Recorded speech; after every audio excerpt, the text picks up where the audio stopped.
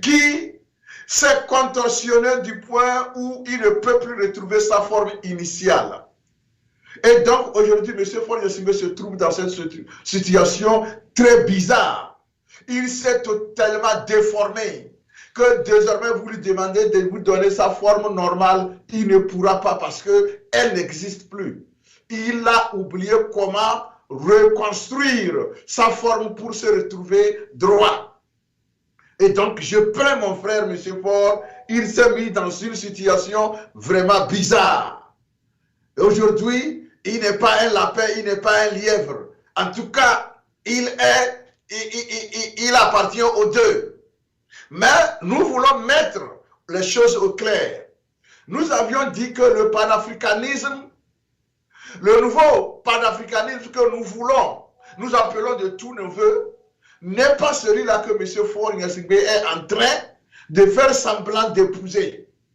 Parce que nous savons, comme le disait Jean-Michel Kanka, comme c'est la rentrée scolaire, tout le monde dit je dois acheter les fournitures à mes enfants, même ceux qui n'ont pas d'enfants. C'est le cas de mon frère, M. Faure Gnassingbé, ici. Il pense vouloir se cacher derrière les dirigeants de l'AES pour se prévaloir d'un panafricanisme qui ne pourra jamais avoir, d'un panafricanisme qui ne pourra jamais être. Même s'il a envoyé son homme à tout faire, M. Doucet, qui s'est enrichi du point où il s'achète des maisons pêle-mêle en Occident, y compris aux États-Unis. Des gens qu'il faut juger pour bien mal acquis. Et cela va arriver. Cela arrivera dans peu de temps. Parce qu'il va nous prouver où est-ce qu'il a trouvé l'argent pour s'acheter des maisons aux États-Unis, où on connaît le prix, n'est-ce pas, des maisons. Et donc, on y reviendra. Et donc, ce flagorneur, ce flatteur est allé à l'ONU pour dire, je cite, nous sommes fatigués, nous sommes fatigués, nous sommes fatigués. Pensant peut-être rouler tout le monde dans la farine, mais tout le monde vous suit very carefully. Tout le monde vous a à l'œil. Alors, pourquoi je dis que le cœur de M. Faure Gnassingbé balance entre la CEDEAO et l'AES? Tout le monde sait le jeu trouble que joue ce monsieur au sein de l'espace CEDEAO. Je ne dis pas ceci parce que la CEDEAO est une organisation crédible. Non, elle est pourrie. J'étais l'un des premiers, il y a 3 ans, à demander la dissolution de ce machin-là parce qu'il est devenu nuisible au bien-être de nos populations. Donc, écoutez-moi bien, la CEDEAO n'est pas mon affaire, mais je dis, il faut quand même que, quels que soient les cas, qu'on ait des principes.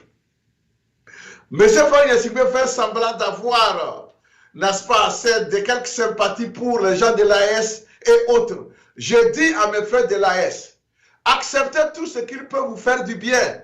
Si ça vous fait du bien, même méfiez-vous. Il faut être sur vos gardes. Ne vous laissez pas. Ne laissez pas tomber vos gardes parce que ce monsieur, pour le pouvoir, il est prêt à tout.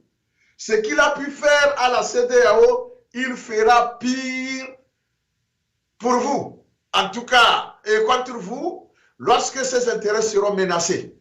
Parce que M. Faure Gnassingbé ne peut pas me dire que les sanctions que la CEDEAO prenait contre le pays de l'AES, surtout le Niger, il était dans la salle. Il a voté pour ces sanctions-là.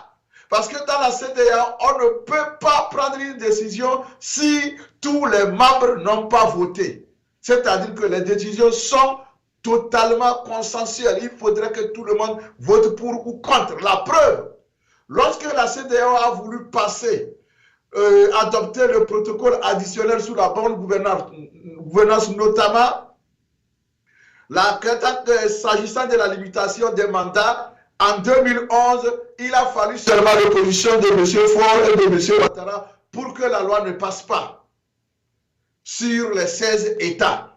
En 2022, c'est la même chose. Il a fallu 3 États sur les 16 pour que la loi ne passe pas. Ce qui veut dire que tout ce que la CEDEAO publie comme décision a été approuvé à l'unanimité par les membres. Donc, M.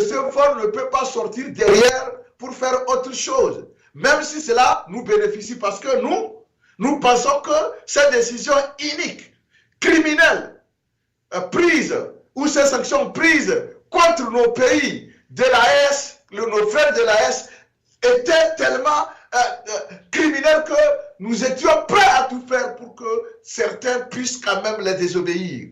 Mais parlons des principes. Je dis ceci pour vous dire que capitaine Ibrahim Traoré, général Tiani, colonel Assimi Goïta, prenez tout ce que M. Faure vous donne. Cela permet à faire avancer nos peuples. Mes peuples frères du Mali, du Niger, du Burkina, je vous salue. Vous avez notre soutien indéfectible. Mais je dis, M. Faure Gnassingbé, c'est nous, notre chef d'État, on le connaît plus que vous. Méfiez-vous, ne vous laissez pas avoir. Parce que ce qu'il a fait à Maklakla, il pourra le faire à Maklouklou. Ça, c'est clair. Je me répète, ce qu'il a pu faire à Maklakla, il pourra le faire à Maklouklou. C'est-à-dire que s'il a pu sortir derrière la CEDEAO, faire le contraire de ce qu'ils ont décidé ensemble, après n'avoir pas eu le courage devant la CEDEAO de leur dire moi je vote contre vos décisions, vos sanctions, parce que je ne suis pas pour. C'est ce que j'aurais voulu qu'il fît. Mais il ne l'a pas fait. Et c'est là, vous connaissez le nom qu'on donne aux gens qui agissent comme ça. Il aurait pu dire, moi je m'oppose et aucune sanction n'aurait pu être contre le Niger, ni contre le Mali, ni contre le Burkina Faso. Mais il n'a pas fait. Ils se sont entendus, ils se sont tapotés, ils ont mangé, ils ont bu. Et il est parti maintenant, il vient faire comme s'il ne savait rien. S'il vous plaît, ne vous laissez pas bluffer. Lui, il fait tout cela, je vous explique. Il pense être plus malin. Vous savez, tout le monde, dans tout le monde entier, surtout dans les contes africains, vous connaissez l'araignée. Au Ghana, on l'appelle Kokou Anansi, même au sud du Togo. Nous l'appelons Adja. Et il y a même en langue kabye, en pays kabye aussi, on l'appelle Adja aussi. L'araignée se prend toujours le plus malin des malins. Il joue toujours au jeu, à la ruse mal placée, pour pouvoir se tirer d'affaire. Voilà le comportement du chef de l'État togolais. Il pense être plus rusé que tout le monde, tout simplement parce que lui, c'est le pouvoir qu'il veut garder. Je vais vous donner des exemples de ce qu'il fait. Au panafricanisme, oubliez ça. Aujourd'hui, il ne sait pas s'il faut rejoindre l'AES. Je vous dis, jamais ne l'intégrez pas dans l'AES. Il va détruire l'AES. Parce que la CEDEAO a des problèmes aujourd'hui, c'est à cause des gens comme ça. Parce que c'est eux qui ont causé la crise dans nos pays. C'est eux qui ont encouragé les gens à vouloir faire des mandats illimités. Les révisions constitutionnelles iniques, criminelles, qui ont été introduites en Afrique pour que les gens puissent s'éterniser au pouvoir, sans commencer par Faure Gnassingbé, le papa de Faure Gnassingbé et lui-même.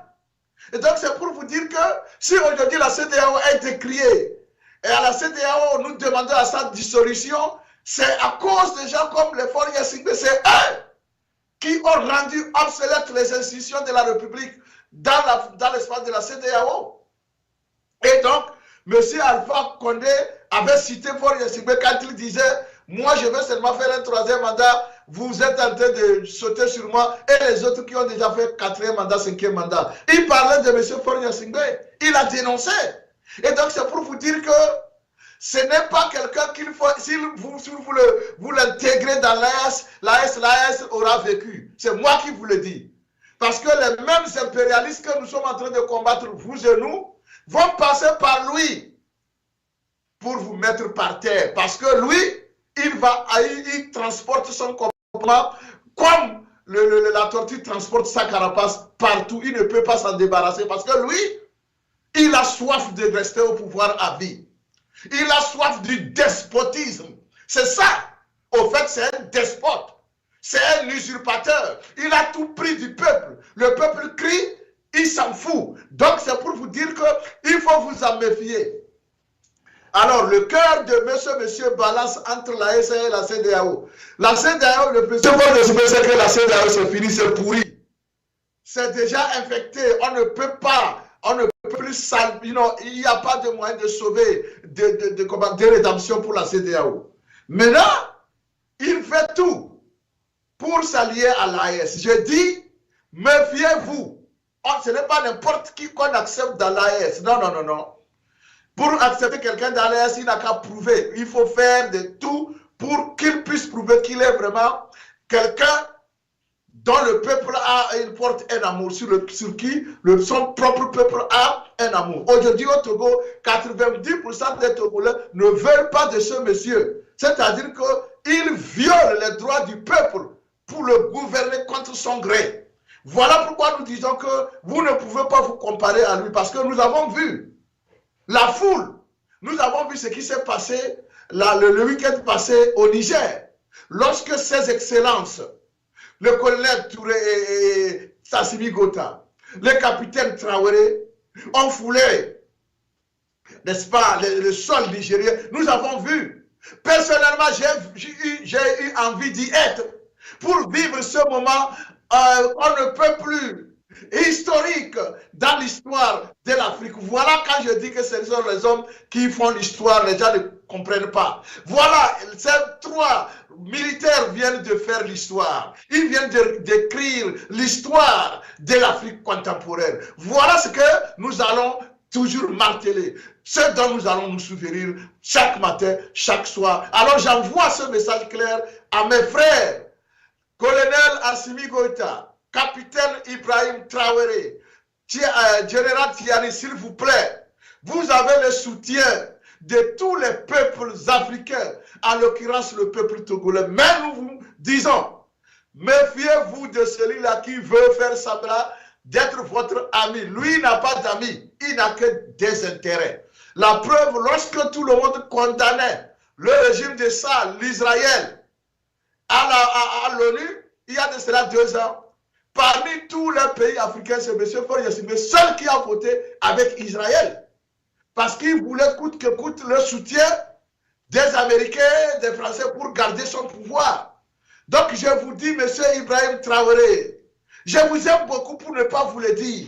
Méfiez-vous. Monsieur le général Tiani, je vous aime beaucoup pour ne pas vous le dire. Méfiez-vous. Monsieur le colonel Assimi Gota, je vous aime beaucoup pour ne pas vous le dire. Méfiez-vous. Il ne pourra pas vous aider. Lui, le jour où on va dire, il faut les livrer pour que tu puisses garder ton pouvoir à vie, il va vous livrer. Lui ne va pas hésiter. Pour le pouvoir, moi, je peux même dire ici, ça risque de me contredire que moi, il sait que je m'oppose à lui, à sa manière de gouverner le pays. Mais si je lui dis aujourd'hui, M. Faure Gnassingbé, je vous soutiens pour un pouvoir à vie, mais ma seule condition, prenez-moi sur votre dos, M. Faure Gnassingbé me prendra sur son dos. Moi, je vous le dis. Vous allez voir M. Issifou sur le dos de son frère, M. Faure Gnassingbé, parce que Issifou a promis à Faure qu'il peut faire son pouvoir à vie.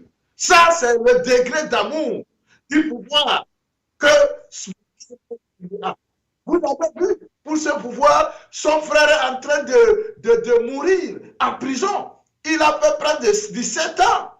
Son frère de sang est en train de mourir en prison pour le même pouvoir. Des enfants innocents, 100 et quelques, 114 personnes, y compris une dame, la pauvre Nabéa. Elle est en train de mourir en prison. Parce que M. Faure Gnassingbé veut garder le pouvoir. Donc, quand je dis que, si aujourd'hui je dis à M. Faure, je suis prêt, je vais vous supporter pour garder votre pouvoir à vie, je vous dis, on va faire la paix. Et si je lui demande de me prendre à dos, il me prendra. Et nous allons jouer, nous allons faire comme si nous étions vraiment des amis serrés. Pour ça, lui n'a pas de limite. Donc, c'est pour vous dire, je donne ces exemples-là pour dire à mes frères de l'AS. Le cœur de M. Faure Gnassingbé peut balancer comme il veut, mais il faut vous en méfier. Parce que je répète, ce qu'il a fait à Maklakla, il le fera à Makloklo sans hésiter. Ce qu'il a fait à la CEDEAO, il le fera contre vous aussi. Donc, ne vous leurrez pas. Acceptez tout ce qu'il va amener. Si aussi longtemps que mon peuple frère du Niger, mon peuple frère du Mali, mon peuple frère du Burkina peut s'en servir, je dis oui.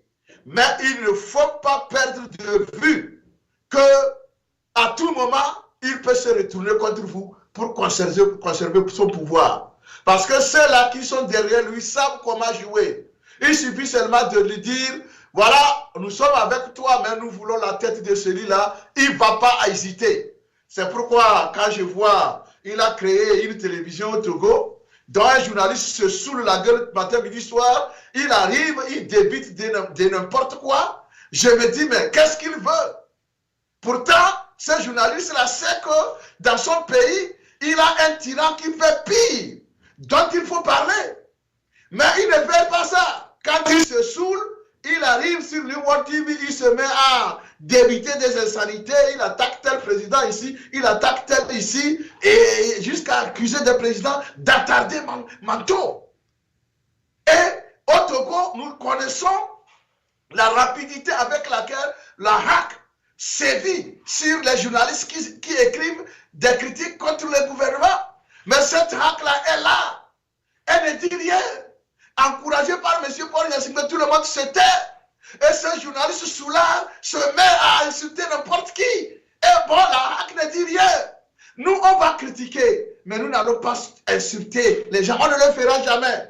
Parce que la décence quand même, quand tu es sur un plateau, il faut être saoul pour dire ce que ce mec-là dit.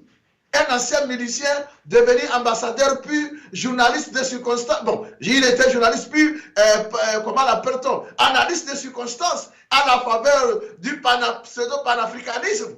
J'ai dit, la fois passée, il a attaqué notre jeune président, Bassirou Diomaye Faye, le président que nous portons dans nos cœurs, parce que c'est nous qui l'avons supporté. C'est l'avenir de l'Afrique. Vous pouvez tout dire, c'est ça l'avenir de l'Afrique. Il a été porté par les peuples sénégalais et les peuples africains des autres pays.